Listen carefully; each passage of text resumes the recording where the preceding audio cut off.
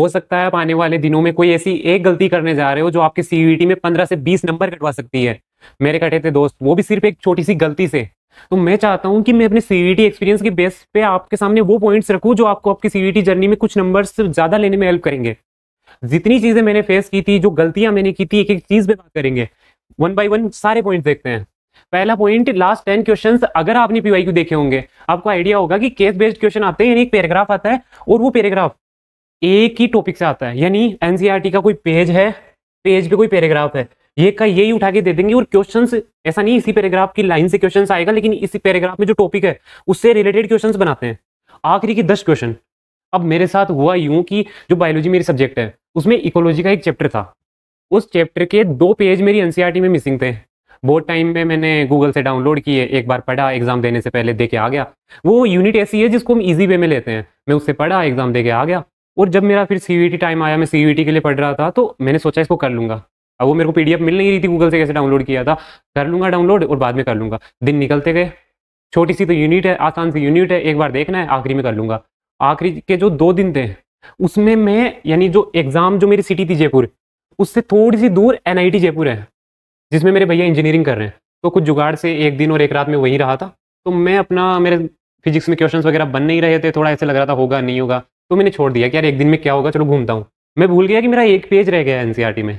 अगले दिन मेरे को याद आया जाने से पहले सुबह कि मेरा एनसीईआरटी में कुछ मिसिंग है, क्योंकि मैं हमेशा नोट्स में लिख के रखता हूँ, अगर कोई चीज़ छूट जाती है तो मुझे याद रहता नहीं है। मैंने वो चीज़ फिर भी स्किप कर दी कि कौन सा स्पेस से आने वाला है, वहाँ गया। यूनिट भी इतनी इंपॉर्टेंट नहीं थी। आखिरी के जो 10 क्वेश्चन थे, 5-5 आते हैं, वो डिपेंड करता है हर साल। 5 क्वेश्चन एक टॉपिक से आ गए, एक ही पैराग्राफ दे रखा है और वो पूरा का पूरा पैराग्राफ उसी चीज से आया जो मैंने छोड़ा था, जो एनसीईआरटी में मेरे पेज मिसिंग थे। हुआ क्या इससे, 10 क्वेश्चन छोड़ने की चॉइस है, 50 में से हमें 40 करने होते हैं। मेरी वो चॉइस खत्म हो गई, फ्रीडम खत्म हो गई। अब मान लो, देखो मैं बताऊं, ये 40 क्वेश्चन है, वो जो आखिरी के 10 क्वेश्चन है वो तो मैं कर सकता नहीं क्योंकि मैंने वो टॉपिक नहीं पढ़ा। ये जो 40 क्वेश्चन है, 50 में से 40 हम कर सकते हैं। ये 40 के 40 जिसमें मेरे को ये लग रहा था कि डाउट है कि ये ऑप्शन और ये दूसरा ऑप्शन, इन 2 ऑप्शन में डाउट है, मुझे वो भी अटेम्प्ट करने पड़े क्योंकि ये क्वेश्चन छोड़ने की मेरी चॉइस खत्म हो गई। अगर ये मेरे को आ रहे होते तो मैं इनमें से जो डाउट वाला है उसको छोड़ देता और इनमें से अटेम्प्ट कर लेता। ये पहली गलती है दोस्त, ये बिल्कुल मत करना। आपका कोई भी पैराग्राफ, मतलब स्पेशली जिनसे केस बेस्ड क्वेश्चन बनते हैं, आखिरी में पैराग्राफ वाले क्वेश्चंस बनते हैं, वो तो बिल्कुल नहीं छोड़ के जाने। आप सोच रहे हो मेरी तो एनसीईआरटी पूरी क्लियर है, बीएसपी की मेरी एनसीईआरटी पूरी क्लियर हो गई, मैंने तो बायो की भी पूरी क्लियर कर ली, पोल साइंस की पूरी क्लियर कर ली, और एक पेज छोड़ दिया और उसी से आखिरी में पैराग्राफ आ गया। कितनी बुरी वो करवा सकता है। सब्जेक्ट टाइम मैनेजमेंट को लेकर एक बात मेरे को बतानी थी आप सबको। देखो, भीड़ भीड़ में होता क्या है, हम भेड़ चाल चलने लगते हैं। आपने देखा कि है ना, डीयू वगैरह के लिए, बीएचयू वगैरह के लिए, आप जब यूट्यूब पे चेक किए कि बेस्ट कोर्सेज के लिए जो कॉमन एलिजिबिलिटी है वो क्या है, उन्होंने बता दिया जीटी, एक लैंग्वेज इंग्लिश ले लो और 3 डोमेन, इनसे सारी यूनिवर्सिटी कवर हो जाएगी। हाँ ले तो लिए ये, लेकिन ये जरूरी थोड़ी ना है कि इन सबको बराबर पढ़ो। मेरे पास बच्चे मैसेज करते हैं कि भैया ये तीनों चारों, ये 5 है ना, ये 5 या 6 सब्जेक्ट एक दिन में मैनेज नहीं हो रहे। तो दोस्त अपने दिमाग का इस्तेमाल करो। ये देखो कि जैसे मान लो ये मेरी ड्रीम यूनिवर्सिटी है, एग्जाम्पल लेता हूँ मैं, बायो कोर्सेज का एग्जाम्पल लेता हूँ, आप अदर में रिलेट कर लेना। आपको करनी है बीएससी, ठीक है, और आपका मेन टारगेट है डीयू, सेकेंड ऑप्शन है बीएचयू। मैं ये तरीका बता रहा हूँ कि कैसे आप सब्जेक्ट कम कर सकते हो। आखिरी टाइम में डोमेन हमको 1-2 घटाना है, किस तरीके से घटाना है वो चीज देखो। डीयू पहला टारगेट है, बीएचयू दूसरा टारगेट है, बाद में वो टारगेट है ना, बाद में आईपीयू है, एयू है, इस तरीके के टारगेट है। भैया कितनी गंदी राइटिंग आपकी, है ना, दिमाग ज्यादा तेज चल रहा है, बोल ज्यादा तेज रहा हूँ तो हाथ इसी तरीके से चलता है। तो डीयू है ना, पहला टारगेट क्या है, डीयू। तो डीयू में बीएससी के लिए बायो कोर्सेज में क्या मांग रहा है, पीसीबी, ओनली पीसीबी, और लैंग्वेज में 30% मार्क्स, पैसेज वगैरह करके वो तो वैसे भी आ जाने हैं। बीएचयू में क्या मांग रहा है, पीसीबी ओनली। तो दोस्त फिर जीटी और लैंग्वेज सबको देख के क्यों कर रहे हो। अब आप बोल रहे हो कि भैया कुछ यूनिवर्सिटी है जिनमें मांगता है, जैसे इलाहाबाद यूनिवर्सिटी, तो ये दिमाग लगाओ कि मेरे जो पीसीबी प्लस लैंग्वेज, इनको अगर मैं पढ़ता हूँ और जीटी नहीं पढ़ता हूँ, इनके बढ़िया नंबर प्लस जीटी के घटिया नंबर ये क्लियर करवा देंगे, चांसेस रहेंगे। और ऐसा तो है नहीं जीटी में बिल्कुल जीरो ही आ जाएंगे। तो मैं ये नहीं कह रहा कि सब्जेक्ट छोड़ दो, लेकिन एक बार जिन यूनिवर्सिटीज में जाना है कि इस यूनिवर्सिटी में मेरे को जानना है, ये बैकअप है, इन दोनों में वो सब्जेक्ट नहीं मांग रहा जो मेरे को एक्स्ट्रा पढ़ना पड़ रहा है। मान लो जीटी नहीं मांग रहा, मेरा पहला ऑप्शन ये है, दूसरा ये है, तीसरा ये है, और मैं क्लास में अच्छा पढ़ने वाला हूँ, मैं अपर एवरेज हूँ, मैं टॉपर्स में आता हूँ, मेरे को पता है, मेरे ओबीसी कैटेगरी भी लग रही है, मेरा यहाँ तो हो ही जाएगा, यहाँ नहीं होगा तो यहाँ तो पक्का हो जाएगा, यहाँ भी नहीं हुआ तो यहाँ तो हो जाएगा। फिर ये जो चौथे नंबर की यूनिवर्सिटी है जिसमें जीटी मांग रहा है, इसके लिए जीटी पे टाइम क्यों दे रहे हो। यहाँ आते आते आपको पता है यहाँ तो मेरा हो ही जाना है, तो फिर इसको टाइम क्यों दे रहे हो? आप कह रहे हो कि चलो बैकअप के लिए रख रहे हैं, बैकअप रखना जरूरी है, तो ठीक है, बैकअप के लिए एक जीटी का एग्जाम तो देके आ रहे हैं ना। इस तीनों के लिए मान लो आपने डोमेन पढ़ लिए तीन, तीन डोमेन प्लस जीटी के खराब नंबर, इसकी कट ऑफ तो वैसे ही क्लियर करा देंगे, चांसेस तो रहेंगे ना इसकी कट ऑफ क्लियर कराने के। तो जिन यूनिवर्सिटीज में अब हाँ है ना, मान लो जीटी है ना, मेन यूनिवर्सिटी में मांग ही नहीं रहा आपके कोर्स में, वो मांग रहा है किसी ऐसी यूनिवर्सिटी में जो हजारों किलोमीटर दूर है, आपको पता है मैं उसमें जाऊंगा ही नहीं। आप पता नहीं, आप राजस्थान में रहते हो, वो है कर्नाटका सेंट्रल यूनिवर्सिटी, कुछ ऐसी यूनिवर्सिटी है, आपको पता है मैं किसी हाल में उसमें नहीं जाऊंगा, उसमें जीटी मांग रहा है और जीटी पढ़ने में लगे हो। एक बार देखो कि अगर मैं कुछ कम कर सकता हूँ तो कम करूँ। ठीक है, अगले पॉइंट पे जाते हैं। लैंग्वेज को टाइम है ना, लोग ज्यादा दे रहे हैं। देखो वोकेब, मान लो वोकेब है, अब वोकेब में कर क्या रहे हैं, कोई इसकी लिमिट है?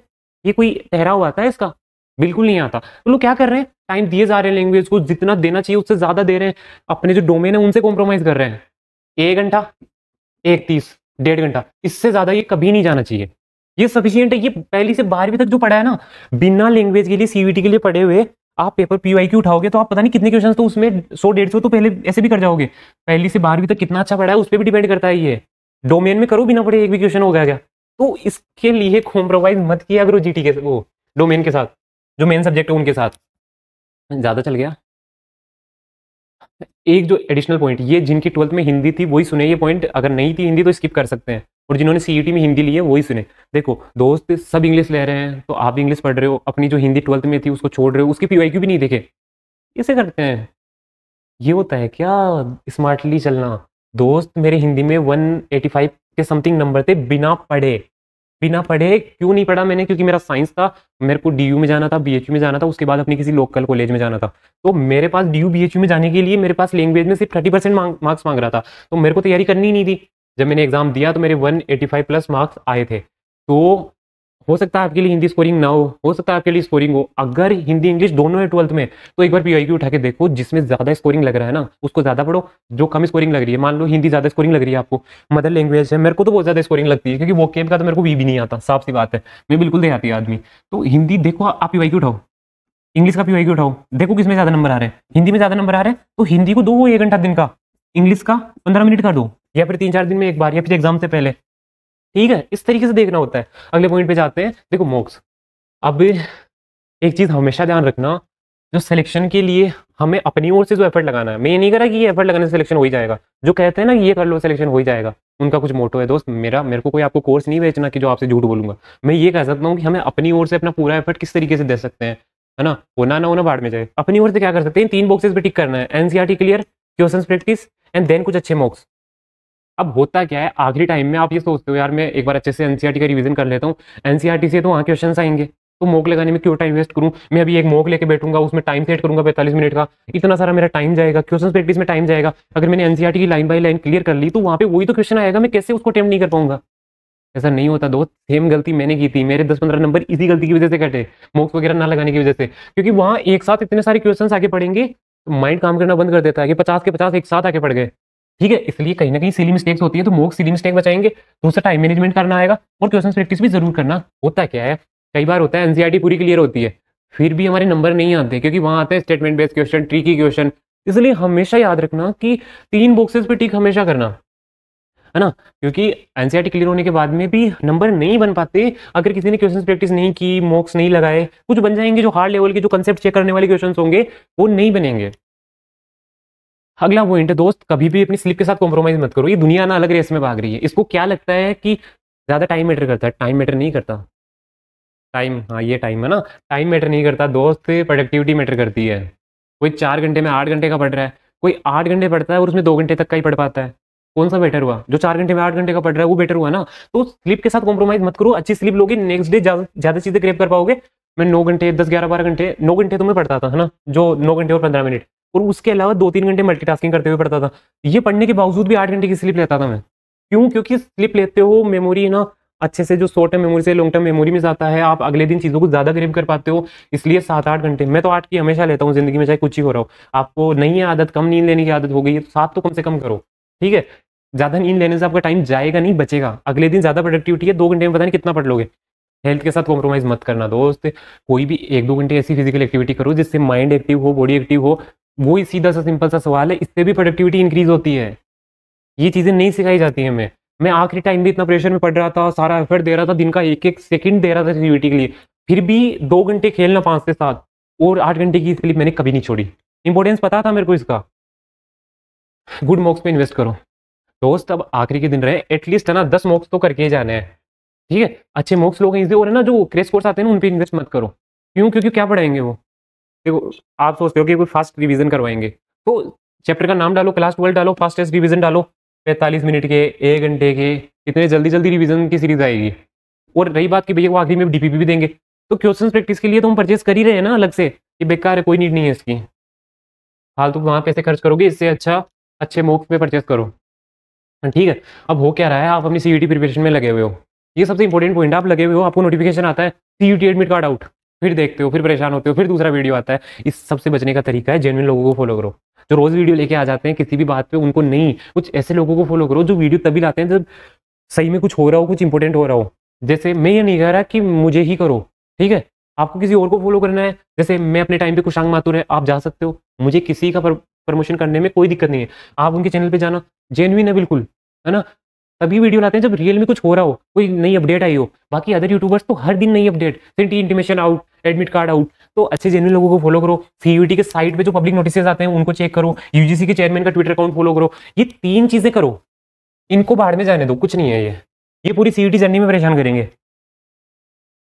आखिरी में 4-5 ओएमआर करके ही जाना है, 4-5 ओएमआर प्रैक्टिस इसलिए करनी है ताकि वहाँ गलतियाँ ना हो। टेलीग्राम ग्रुप का लिंक मैं डिस्क्रिप्शन में दे दूंगा, वहाँ जाना, ओएमआर सैंपल ओएमआर है उसका प्रिंट निकलवाना, 60 क्वेश्चन है उसमें जीटी का सोच के दिया है, अगर डोमेन का सोल्व कर रहे हो तो 10 को इग्नोर मारना, ठीक है। उनको सोल्व करना 4-5 करोगे तो आइडिया लगेगा गोला कैसे बनना है, क्या कुछ। ओएमआर पे एक डिटेल वीडियो में और लेऊंगा, बाकी एक वीडियो मैंने बनाया है, आप चैनल पे सर्च करना, आपको मिल जाएगा, डिस्क्रिप्शन में भी मैं लिंक दे दूंगा, समझ गए। अगले वाले पॉइंट्स पे अगली गलतियां बताने से पहले एक बहुत ही इंपॉर्टेंट पॉइंट है, फोकस ऑन प्रोसेस, रिजल्ट जाए भाड़ में। भैया ये क्या लिखा है आपने? देखो दोस्त, होता क्या है, आपके एग्जाम आने वाले हैं, बहुत ही कम दिन बचे हैं अब, कहीं ना कहीं आप टेंशन में होंगे कि एग्जाम इतने पास आ चुके हैं, किन किन की एक्सपेक्टेशन है, मेरी खुद की एक्सपेक्टेशन है, DU, Hindu, Hansraj, Miranda house, अगर मेरा नहीं हुआ तो क्या होगा? ये सवाल कई बार दिमाग में आता होगा। जिनका सिलेबस नहीं हुआ उनके दिमाग में तो बहुत ज़्यादा आता है, जिनका हो गया उनके दिमाग में भी कई बार ये सवाल आता है कि कहीं मेरा अगर क्वेश्चंस गलत हो गए, मेरा नहीं हुआ तो क्या होगा?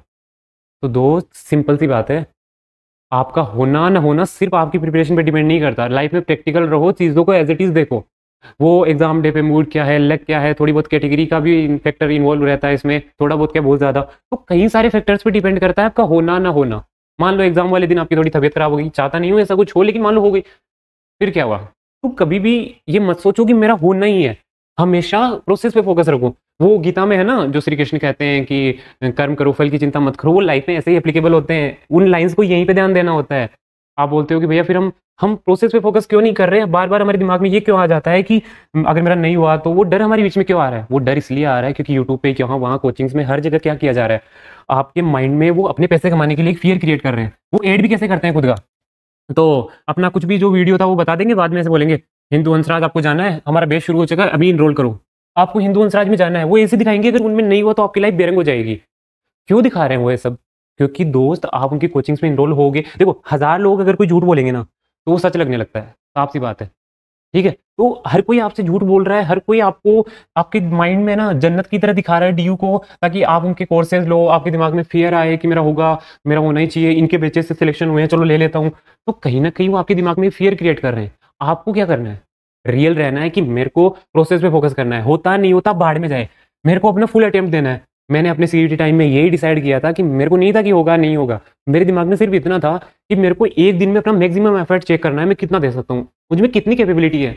और सिर्फ टाइम ही नहीं, मैं अपनी प्रोडक्टिविटी कैसे इंक्रीज कर सकता हूँ। चलो कोई फिजिकल एक्टिविटी करता हूँ, आराम से स्लिप लेता हूँ, तो कहीं ना कहीं मल्टीटास्किंग करता हूँ, ब्रश कर रहा हूँ, साथ में बायोलॉजी का वीडियो लेक्चर चल रहा है, बायो को ऐसे मैनेज कर रहा हूँ, कहीं जा रहा हूँ बायो के एमसीक्यू लगा रहा हूँ, तो जो इजी सब्जेक्ट है उनको इस तरीके से कर रहा हूँ, मल्टीटास्किंग कर रहा हूँ। तो मैं अपनी ओर से एक दिन में कितना एफर्ट निकाल सकता हूँ, नहीं होगा तो एक दिन में वो एफर्ट निकालना मेरी लाइफ में कभी ना कभी मेरे काम आएगा। सिर्फ ये गोल था मेरा, कभी भी ये नहीं था जो आपके दिमाग में डाल दिया गया है हिंदू हंसराज। साफ सी बात है दोस्त, जिसकी लाइफ बेरंग थी उसकी यहाँ आने के बाद भी बेरंगी रहेगी, जिसकी मस्त थी उसकी मस्त ही रहेगी। मैं ये नहीं कहता कि यहाँ आने के फायदे नहीं है, बहुत सारे फायदे हैं, कोशिश पूरी करनी है, लेकिन ये रखना है कि एंड में गिल्ट ना आए कि मैंने अपनी ओर से कोई कमी रखी थी। बाकी भाड़ में जाए, होता है नहीं होता है, नहीं होता है तो बेकअप रख के चलेंगे, लाइफ में कुछ कर लेंगे। क्योंकि अभी मैंने इसी तरीके का एक और वीडियो बनाया था जिसपे किसी ने कमेंट किया कि आप बच्चों को इस तरीके का बना रहे हो कि नहीं होता है तो कोई बात नहीं, उनको ना थोड़ा रिलैक्स फील करवा रहे हो, अब वो पढ़ेंगे नहीं। तो दोस्त रियलिटी से मिला रहा हूँ, मैं रिलैक्स फील नहीं करवा रहा। मैं ये नहीं कह रहा मत पढ़ो, 100% अपना एफर्ट देना है, लेकिन ये नहीं सोचना कि मेरा नहीं होगा तो मेरी लाइफ तो गई। जिनका हो गया उनकी पता नहीं क्या हो जाएगी। जिनकी लाइफ झंड थी उनकी झंड यहाँ आने के बाद भी है, जिनकी खुश थी उनकी खुश है। तो ना अपनी लाइफ के लिए खुद को स्ट्रगल करना पड़ता है। जो भी पाना है, जो भी करना है, खुद को अपने अकॉर्डिंग चीजें करनी पड़ती है। हाँ अगर होता है तो चीजें थोड़ी सिंपल हो सकती है, ज्यादा नहीं, बट हाँ थोड़ी बहुत अपॉर्चुनिटीज मिल सकती है, उनका फायदा उठाओ। नहीं होता अच्छे बैकअप ऑप्शन ढूंढो। यानी लाइफ में हारना नहीं है। लाइफ में चीजें बस ये है कि लाइफ जो भी चीज मेरे को दे रही है मैं उसमें अपना 100% एफर्ट दूंगा। बाकी ये मेरे साथ जो भी करती है मैं एक्सेप्ट करता हूँ। सिंपल सी चीज है। फिर वो जो डर आ रहा है ना एग्जाम का, वो बिल्कुल नहीं आएगा। मेरे जो टेलीग्राम ग्रुप का ग्रुप है, एक ग्रुप है मेरा, उसमें बच्चे जुड़ रखे हैं। कुछ मेरे को ये बोलते हैं भैया एंजाइटी पिल्स लेनी पड़ती है मेरे को एग्जाम से पहले, इतना स्ट्रेस सोसाइटी की वजह से, टीचर्स ने पता नहीं दिमाग में क्या क्या डाल दिया है। कुछ नहीं है, छोड़ो। सिंपल सी बात है कि मेरे को अपना पूरा एफर्ट देना है, उसके अलावा मेरे को कोई मतलब नहीं। लास्ट पॉइंट दोस्त, खुश रहो बस। मुझे आप सब पे अभी भी प्राउड है। कुछ बोलते होंगे तेरा इस यूनिवर्सिटी में हो जाएगा, हम तब तुझ पे प्राउड करेंगे। मेरे को कुछ नहीं चाहिए आप सबसे। अगर इस टाइम पे, प्रेजेंट मोमेंट पे अपना पूरा एफर्ट देते हो, मेरे लिए तभी चैंपियन हो आप सब।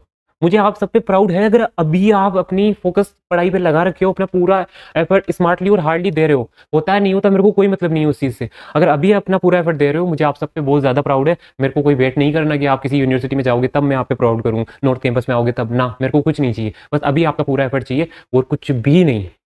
ठीक है। और डिस्क्रिप्शन में लिंक है टेलीग्राम ग्रुप का। वो जो मैंने चीज़ें बताई थी, मैं भूल गया क्या क्या बताई थी, वो पाने के लिए उसमें चले जाना।